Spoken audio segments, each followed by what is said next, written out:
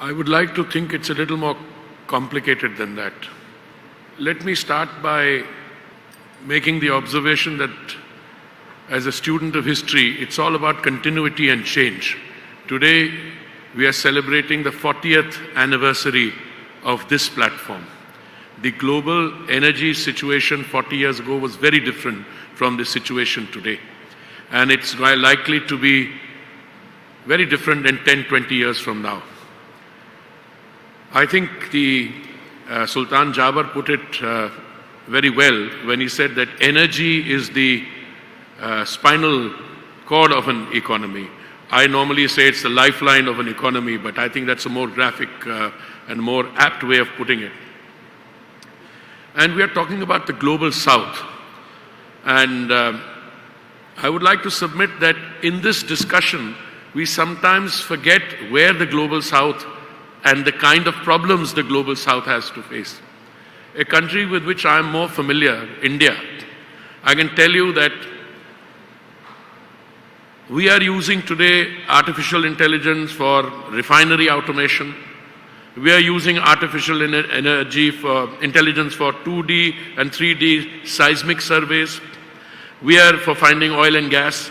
We are using low-cost solar energy in a way to boost our power and our data centers. Again, to quote Sultan Jaber, if you make a Google search, you consume a certain amount of energy. If you go to ChatGPT, it's many times that. If you look at the kind of energy that is being required in our data centers and what we are likely to insert, that gives you the direction. Today, we have a population of 1.4 billion people. Every day, 67 million people. I repeat the figure, 67 million people go to the retail outlets to charge different kinds of vehicles with petrol, diesel, battery swapping, and a series of other activities. We see the energy situation in the mainstream now that we will continue to fast develop.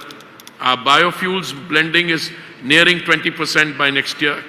Our compressed biogas is moving very fast. We are stepping on the accelerator for green hydrogen. Okay, that will require again clean, low-cost solar energy. So going forward, and clean cooking gas, we provide it to our customers, and we have, for a family of 4 or 5, they can consume cooking gas if they are beneficiaries of a scheme for 7 cents a day. If they are not, 14, 15, 16 cents a day. Today, India is one country where the price of energy has actually come down in the last 2 or 3 years.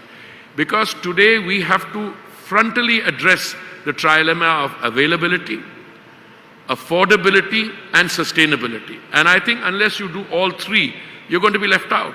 But that brings me back. Are we in a position to opt for one or the other? I have great difficulty with those of my ideologically motivated colleagues who said many years ago that let's stop all investment in the traditional energy. Well, you saw some problems arising there. Today, in order to make the transition, we have to survive the present, accelerate the transition. And I think when you get global shocks, the transition also becomes faster.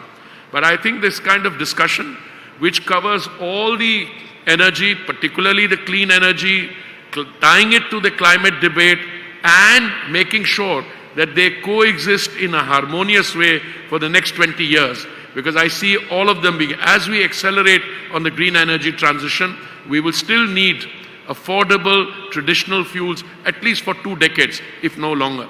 And I think the global south, many countries there, my colleague Ines mentioned some parts of the geographical thing, they don't have clean cooking gas, for instance, and they're still using, even highly developed countries are still not using that. So you need to ensure that all forms of energy are made available to the consumer, because that is the primary imperative which, governments have to face.